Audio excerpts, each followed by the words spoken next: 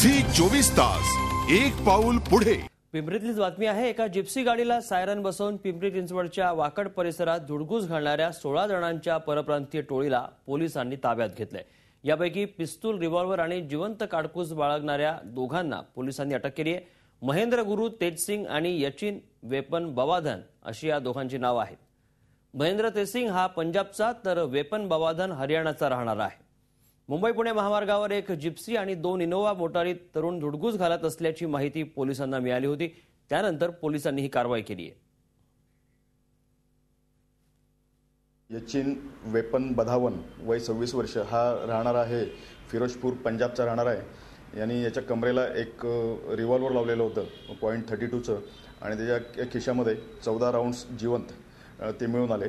तसंच दुसरा इसम एक महेंद्र सिंग गुरतेज सिंग म्हणून आहे, तो शिरसाचा राहणार आहे हरियाणा राज्यातला। तर त्याच्याकडे त्याच्या बॅगमध्ये एक पिस्टल मिळून आलं, 7.62 कॅलिबरचं पिस्टल आहे ते मिळालं आणि 2 मॅगझिन, त्याच्यामध्ये एकूण 12 जिवंत राऊंड मिळून आले। आणि त्यांच्या लायसन्सबाबत विचारलं तर त्यांनी लायसन्स नाही म्हणून सांगितलं आणि जे बॉडीगार्ड्स आहेत त्यांच्याकडे ते लायसन्स आहे असं सांगितलं।